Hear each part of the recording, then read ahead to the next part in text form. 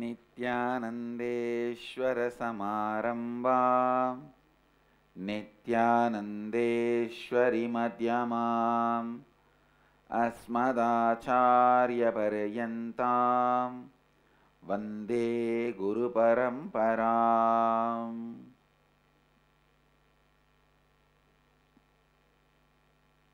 I welcome all the devotees, disciples, Samajis, Satsangis, Sri Mahants, Mahants, Kotaris, Tanedars,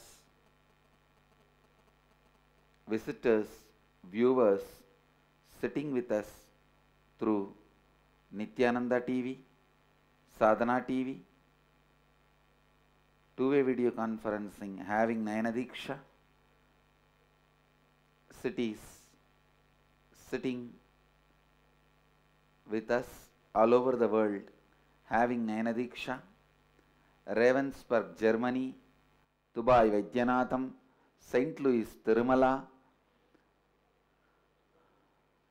Tallahassee, Florida, Indrani, New Jersey, Kuala Lumpur, Parani, Hyderabad, Guptakashi, Nityananda Nagaramu, Hyderabad, Guadalupe, Rameshwaram, Ohio, Prayag, Houston, Kalahasti, Seattle, Chidambaram, Charlotte, Srisailam, Singapore, Singapuram, Hong Kong, Sirgari, Los Angeles, Hollywood, St. Louis, Tirumala, Jorpati, Nepal, Houston, Kalahasti, Amersfoort, Netherlands, Toronto, Kailasam, Oklahoma, Somanatham, Los Angeles, Hollywood, Scottsdale, Arizona, Scottsdale, and San Jose, Madurai, Nityananda University, Los Angeles, Milan Chowk, Nepal, Nityananda Nagaram, Tiruvannamalai, and Nityananda University, Paris. I welcome all of you with my love and respects. I was seeing Cambodia when we were presenting about the inner awakening.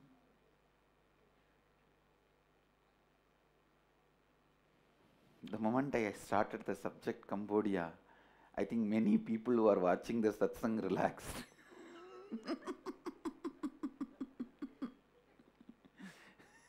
Many who were watching the satsang relaxed. Oh God, he's going to talk about something of a spiritual subject. I am a spiritual guy. I do only my spiritual work. Sit and be chanting Shivogam, Shiva, Rama, Krishna, Govinda, and doing my work. And whatever I know as Advaita, experience, spirituality, enlightenment, yoga, puja, I'll be doing by myself and I'll be teaching to people. And I'll live my simple, humble life. That's a big freedom actually, not having the vengeance, not having the violence, not having the revenge. It's a big freedom. You can live your future so beautifully. Actually, vengeance binds the way you think and proceed in your life. It curtails the opportunities and possibilities for you. When you don't have vengeance, that is the biggest freedom. That's such big freedom, such great freedom. I am not even looking at non-violence and not having the revengeful quality from the angle of morality. Of course, morality is one. I am looking at the angle of the tremendous freedom it gives you. When you don't have revenge, when you don't have vengeance, what a freedom it gives you. Kind of a unimaginable free space it gives you. And you can go on be doing what your life's purpose is. You can go on be fulfilling your life's purpose and you can go on carrying on with your life, and that is a fulfillment, that's a joy. There's no distraction. Come on. Today I'll expand on Cambodia. I wanted all of you to know, please listen, as some of the Western historians are claiming, Cambodia temples are not 900 or 1000 year old. They are far more older. And the information now I am going to reveal will be the shocking. Please understand. Whatever information I am revealing to you all, it is all from Akashic records. Now maybe the historians have not found out what I am saying, but let me put this on record. Later on some historians will prove what I am saying. First thing I want to tell you, many of the temples in Angkor Wat was not carved and built in Cambodia or Angkor Wat. Please listen. Many of the temples exist in Cambodia are not carved and built in Cambodia. You may be thinking, what are you talking? What Swamiji is talking? I want you to know, many of them were carved in Mahabalipuram, Tamil Nadu. In Chennai, many of them were carved and taken by ship, including the elephants. Please understand. When at first the Pallava king, Pallava kingdom is the Kanchipuram, Chennai, Mahabalipuram, that whole area is Pallava kingdom. When Pallava kings were in their golden period, when they were traveling through the ocean and discovered the Cambodia's route and the place,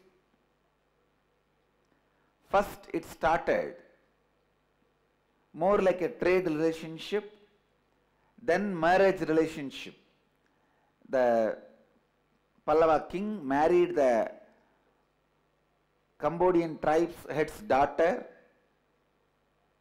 That time they were tribes, and then they were impressed by the culture of Pallava lifestyle and kingdom. Please understand, we never used weapons and conquered, destroyed the people of the land and snatched land from them. We never did that. It was a beautiful way of cultural spreading, or I can say that cultures merging. So, when whole Cambodia was celebrating, whole Cambodia started celebrating the Pallava culture, they requested the Suryavarma to settle down there and build a kingdom. Please understand, Cambodia at that time did not have craftsmen and the whole technology of creating. So, at least the initial few temples completely carved, assembled in Mahabalipuram, numbered and dismantled. Please understand, when I am talking with a lot of sense and responsibility.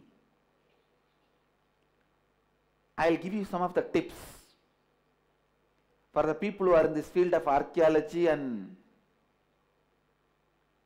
people who are doing research, how these monumental temples are built. Please understand, there are a lot of dilapidated stones, means the temple stones fallen. Take out every stone, on the top you will see the number, the identification number, not in the present Roman letters, in the original Tamil Prakrit number. It is like few lines. This modern day, what do you call, coding is done for all the products in the malls and for books, barcoding. Exactly the science of barcoding. Please understand, the science of barcoding was used by the Pallava kings. You can see on the top of every stone that barcoding, that signal, that symbol is there. So based on that only the assembling was done. And the whole Cambodia temple, many temples first got built here, dismantled, they have taken it through the ship. Please understand, they took the craftsmen to assemble their families, all the tools required, and elephants to drag. In the initial level, the tribes in Cambodia, they were not that sophisticated that they are able to make the elephant work. They had some elephants just for riding, and the simple termed elephants they might have had, but they did not have elephants specially trained for assembling temples. Please understand, for assembling temples, a special type of training is given for the elephants, because the way they will have to move, the whole movement should be without damaging the stones. And few elephants have to pull in the front and few have to push in the back. Elephants have to work as a team for building temple. Please understand, cutting wood, transporting wooden logs, elephants does not need to work as team. But for building a temple, elephants need to work as a team. Elephants have their own language, you need to know. For each elephant there is a language. But these temple building elephants, as a whole team, they are trained in a single language. See, the Mahout who brings up the elephant, in course of growing together, usually in Kerala and all they grow together. A child will be given to elephant and an elephant will be given to a child. Both of them grow together. Both of them grow together. That's the way usually in that field. Very rarely after growing up either the Mahout dies or the elephant dies, the change of God happens. Otherwise they grow together. So when they grow together only the language gets developed. The command and the communication, the whole thing gets developed. Usually in all the elephants which does the work like moving the log, moving the wood, cutting the tree, all this kind of work. One elephant will have one mouth and one language, communication system. But in temple building, group of elephants are brought up with the same language and communication system. So temple building elephants need a separate specialization. That team needs a separate knowledge, because in the temple building, one elephant cannot drag a stone. 2-3 has to drag in the front and 2-3 has to push in the back. So one command only they will give, the whole team has to work together. It is very systematic training. The elephants need to be given. So the Cambodian elephants did not have kind of a teamwork training. So the Pallava king has to carry even elephants, trained elephants from here all the way to Cambodia, And one more important thing you need to know, not just tons and tons and tons. I don't know how many billion or trillion tons of material was transported those days based on the available traveling technology. See, to travel in the ocean, that's a separate science and technology. You need to know the season, you need to know the direction, you need to know the mood of the ocean, mood of the wind, you need to know everything. So with the available technology and the available methods, the reaching ratio was only 60%. Please understand, the reaching ratio was only 60%. So if 100 elephants trained gets into the ship here, only 60 will reach Cambodia. So the whole temple has to be carved twice. Understand? The whole temple has to be carved twice. Only then one set will reach Cambodia. And whatever I am saying is not only from the Akashic records, I will give you the references and evidences. Now whatever I described, the whole thing is carved in one wall of the pillar. Please understand, the starting port and the work done in the starting port, those days it was called Mailapuram, Mailapur. Pallava kings used Mailapuram as the headquarters, Mailapur, and Mahabalipuram as the port. And sometimes they used Kanchipuram also as the headquarters, whatever. The whole, that play, please understand how the Mailapuram and Mahabalipuram looked, they have carved. After the skilled craftsmen reached there, after they assembled the temple, one wall they dedicated to describe and depict how the temple was built. Beautifully they have described the whole Purana, how the Suryavarma reaches, marries, and then orders to build the temple, and temple gets built. The basic structure gets built in Mahabalipuram and gets dismantled, gets loaded into the ship. There are clear scenes, temples getting loaded into the ships. How the ships looked in those days. All the clear descriptions are there, and including the information, the elephants were transported. Please understand, it took almost 60 days to anywhere around 6 months. Minimum 60 days and maximum 6 months it took for them to, please understand, I am not talking about directly reaching Cambodia.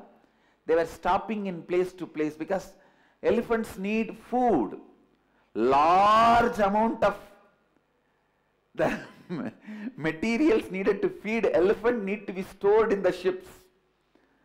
So on the way they have identified few islands where they will load the fuel.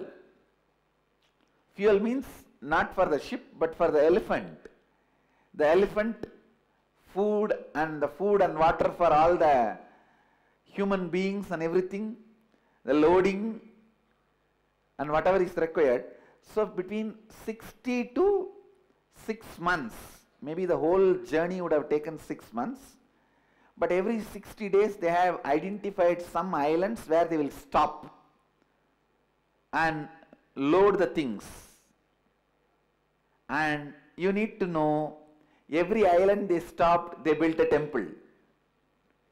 It's clearly recorded in those temple walls where they are describing they built a temple. They assembled a temple, left few hundred people there, whole year working, gathering the fuel and gathering the food and other material needed to support when the ships crash. It is unimaginable task. And finally, eating. Please understand, the description also says elephants cannot be just allowed to not to do any work in the 6 months, then they will become lazy and they will forget. So even while they were getting transported, in the ship they are made to do some work and exercise kind of a thing, so that they are constantly kept active and they don't forget the whole communication method, whole communication system. And they are also describing some of the major accidents happened. When the elephants are kept in the ship for a long time, sometimes they get agitated and start fighting with each other, kill the mahouts and jump into the ocean. Those were some of the major accidents they faced. And sometimes some disease spreading in the whole ocean, in the whole ship, some disease spreading in the whole ship. The other ships are forced to sink and kill this whole team. No other way, because they don't want the disease to spread to other ships. When some disease catches one ship, when the animals and the human beings, if they are suffering in the disease, the commander of the whole, maybe usually they travel at least in few hundred ships together. So the commander of the whole team makes a call and then they decide to sink the ship. It's like a sacrificing. Nothing can be done. Otherwise the disease will spread to other ships and other animals, other human beings. Sometimes they are left in the nearest island to take care of themselves. So it's like I could not comprehend when I was studying the whole history, how they built the temple, especially when I started looking into the Akashic records. You see, in Akashic records I get the original live audio video and 3D view. See, literally I can walk into those ships and come out.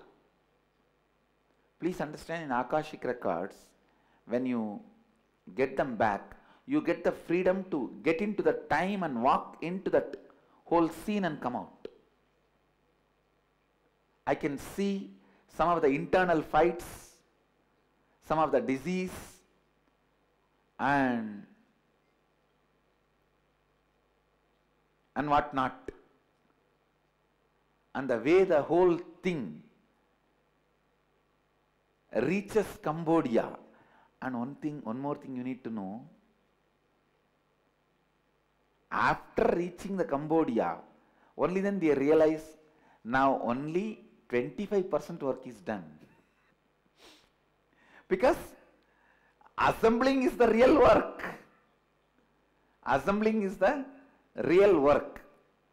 Then they make foundation, find a proper land and assemble. After assembling, the final carving. The fine carving. Always the fine carving was dedicated to the local tribes, the local kings. Means the dress, hairstyle, lifestyle, jewels, everything was honoring the local lifestyle. Otherwise, if you see the whole carving, see when the Ramayana, Mahabharata was described. Those scenes are described in those temple walls. All the carvings are just like a typical Pallava carving of Tamil Nadu. The face, the way they look, the size.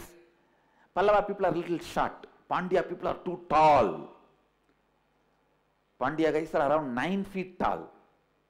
Please understand, average height was 8 to 9 feet. But in the Pallava, it was average height was more like a 5 to 7. That was the Pallava's height.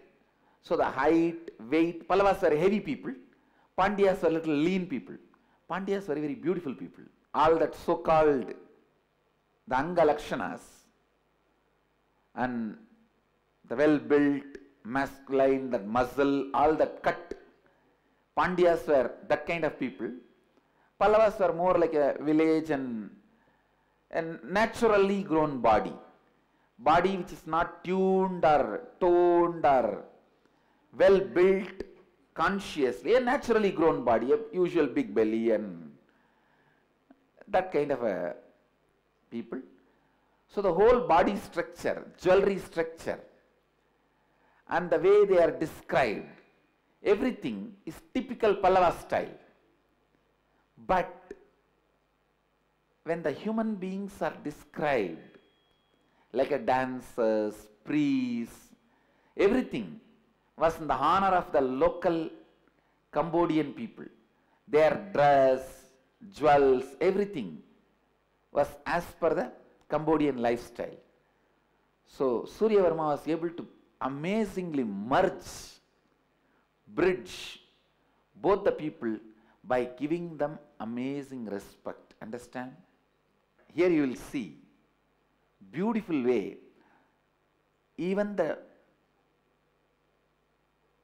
though those tribes are not powerful enough to fight or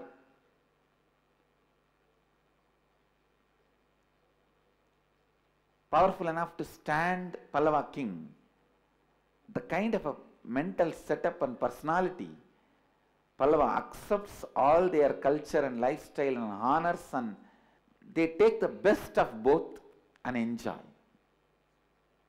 Taking the best of both and enjoying. Life is with choices. The more choices, more life.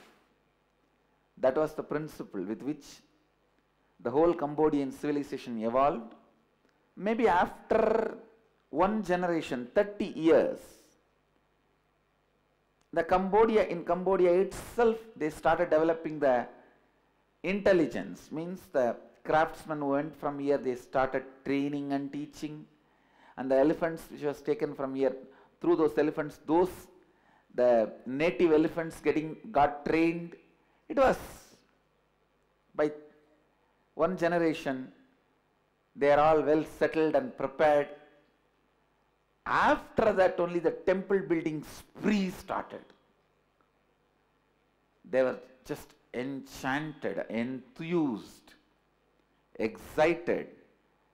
The whole Cambodian population started building temples, and it must have been an amazing, thriving civilization. Because there's one temple wall dedicated to market life, city life of Cambodia. The whole purchase, selling, literally the one full wall, the whole shops are carved. The grain shop, food shop, clothes shop, footwear shop, and the ornament shop. How the market was happening, giving and selling was happening, the whole thing is carved in the walls. And I tell you,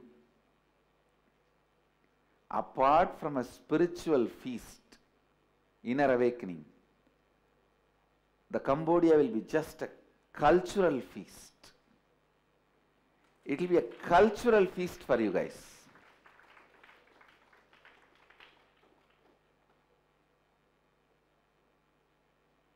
About how it is going to be spiritual feast, I'll explain, I'll expand in further satsangs.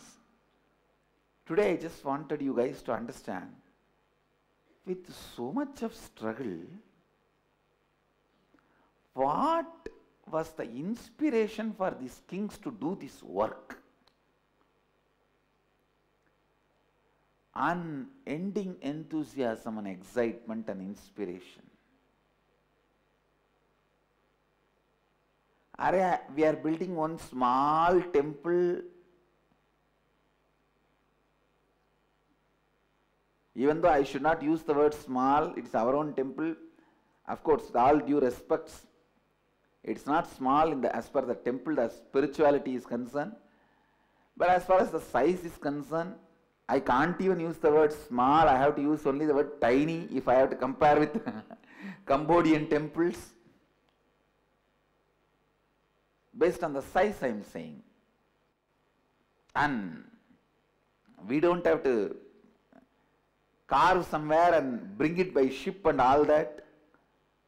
Just under our nose it is getting carved, above our nose it is getting built. We know how much struggle we have. Some workers ran away, and even if they are working, they are demanding that they will drink every day, and in the ashram we cannot allow them to drink. They go out and drink, and if they come and just sleep silently, that is also okay, but they don't do that. They go out and drink. When they come, they are completely different people, and you don't even know, is this same fellow who was working for us in the morning?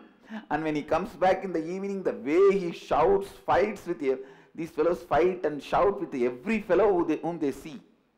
See, actually once they drink and come, we will know whether they are drunk or not based on the, before even entering the gate, they will start the fight with the watchman. I don't know why this whole field is suffering with this alcoholism. No, I want to tell you, this temple arts people,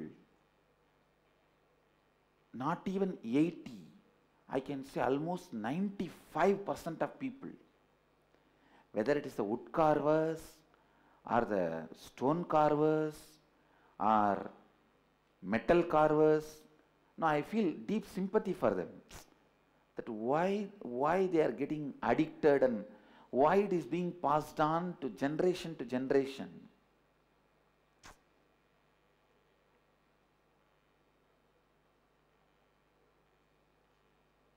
BAPS, Bhagavan Swaminarayan's organization, they are successful in making their temple carving staff addiction free.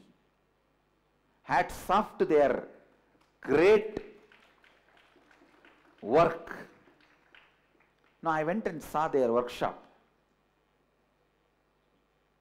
Please understand, I am not lying, I am telling you the truth. Each team is around 3,000 people working. 3,000 people working. At any given time they are building 60 to 70 temples. Each team, 3,000 people working. And the first thing I asked, because this is the biggest problem I am facing, first thing I asked that in charge Swami, that Mahan Swami, Swami, how do you manage these fellows drinking? How are you managing? He said, no Swamiji, my staff don't drink. I said, okay, staff don't drink, but what about workers? He said, both together, come on. He was so sure. My staff and my workers, he said, to the last person who is whole day in the fire, beating the iron, making the tools, sharpening the tools,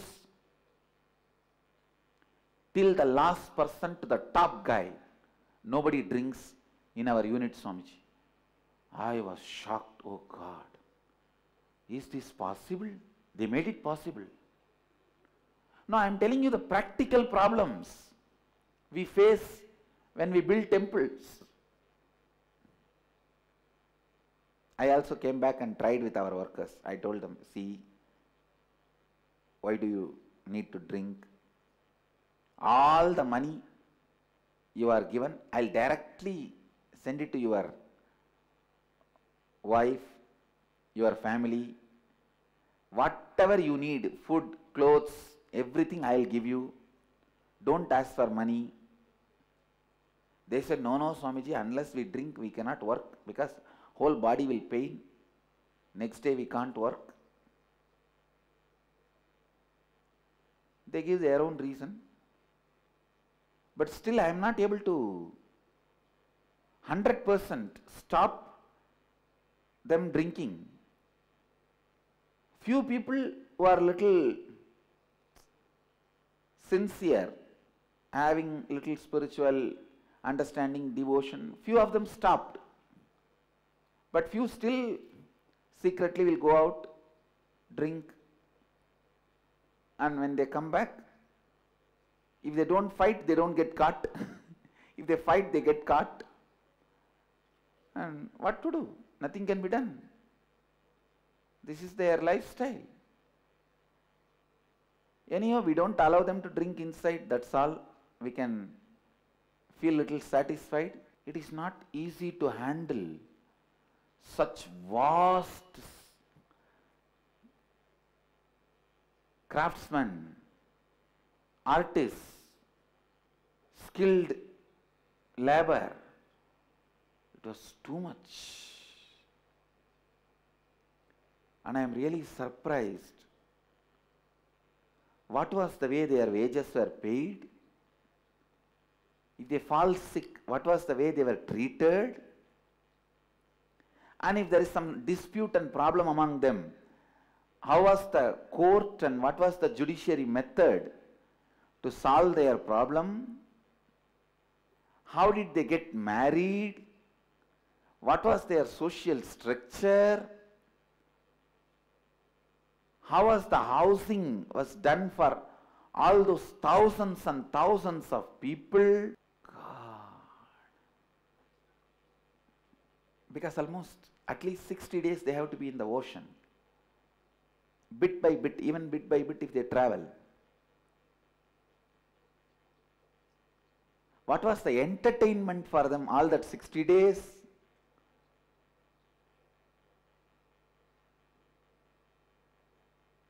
How did the elephants not go mad being confined to just one ship? Thousands and thousands and thousands of questions.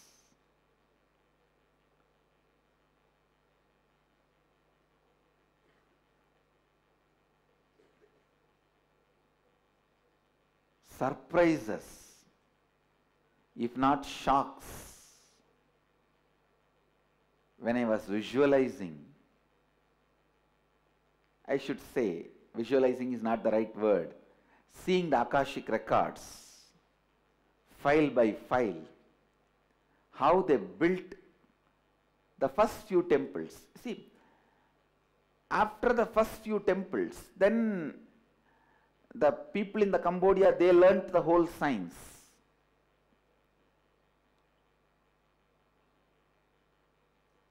How the tools were created, how the transportation was done, how the stone was assembled one upon the other.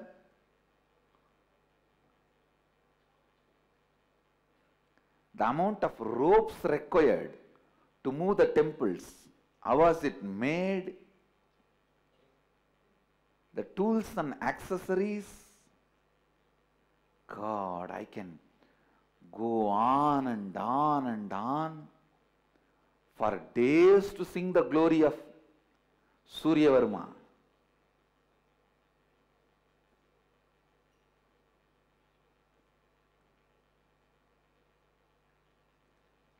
All the major temples were built during the period of Suryavarma I and Suryavarma II. I think today is over just by describing what is Cambodia, introducing Cambodia, And the IA in Cambodia I will introduce in the further satsangs. It is just mind-boggling. Please understand. And still nobody is able to break the record. Still, this is the world's largest religious structure.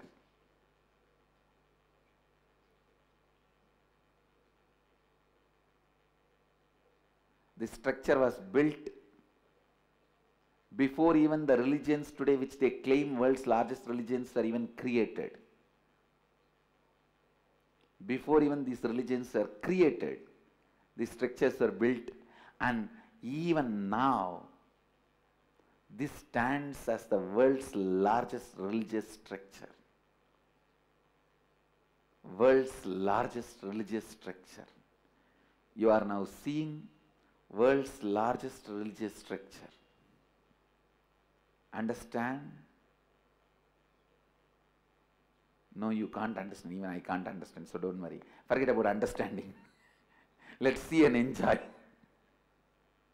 Let's see and enjoy. Wow. It's mind-boggling. It is mind-boggling. Mind-boggling.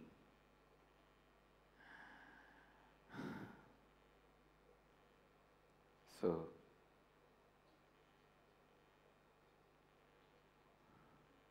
with this,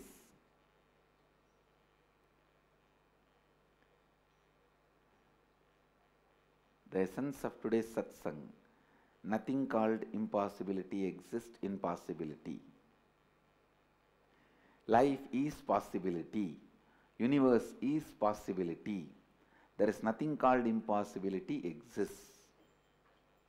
This is the essence of today's satsang. With this, I bless you all. Let you all radiate with integrity, authenticity, responsibility, enriching and causing eternal bliss. Nityananda. Thank you. Nityananda Dhyanapitham, Nityananda Nagar, off Mysore Road, Bidadi, Bengaluru. Phone 08027279999. www.nityananda.org. www.youtube.com/Life Bliss Foundation.